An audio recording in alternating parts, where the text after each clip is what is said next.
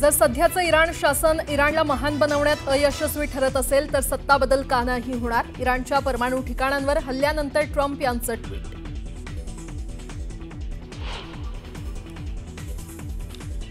अमेरिकेच्या हल्ल्यानंतर इराणमधील Fordow nuclear साइटचे entry point नष्ट. डोंगराळ भागातही मोठं नुकसान. सॅटेलाइट फोटोतून जमीन खचल्याचेही संकेत.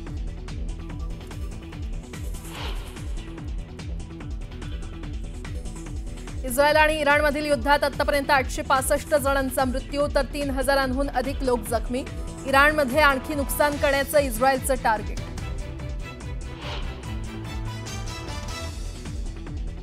अमेरिकेच्या हल्ल्यानंतर इराणची आक्रमक भूमिका. हार्मुझ खाडी बंद करण्यासंदर्भात राष्ट्रीय सुरक्षा परिषदेत एकमत. लवकरच निर्णयाची शक्यता. जगभरात इंधनाच्या दराचा महाविस्फोट होण्याची शक्यता.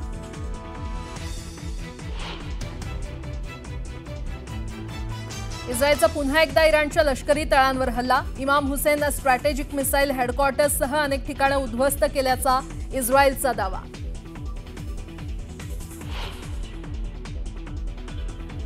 आजपासून हिंदी सक्तीच्या विरोधात मनसे आंदोलन सुरू करणार. राज्यभरातील शाळांच्या बाहेर पालकांच्या सह्यांची मोहीम राबवली जाणार.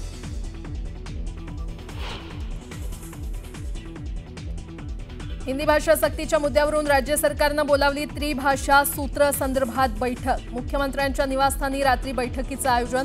त्रिभाषा सूत्री संदर्भात सरकार भूमिका स्पष्ट करण्याची शक्यता.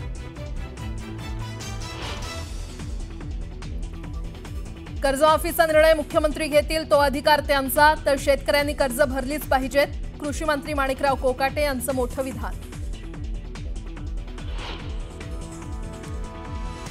आज परिवहन विभागाची श्वेतपत्रिका जाहीर होणार. मंत्री प्रताप सरनाईक जाहीर करणार श्वेतपत्रिका. श्वेतपत्रिकेत नेमका काय खुलासा होणार याकडे लक्ष.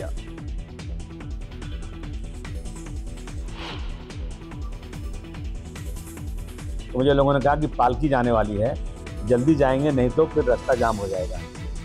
रास्ता जाम हो रहा है, हमने कभी मना नहीं किया.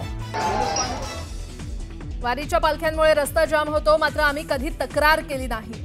अबू आझमींचं वादग्रस्त विधान, तर मुख्यमंत्र्यांनी आझमींना सुनावलं.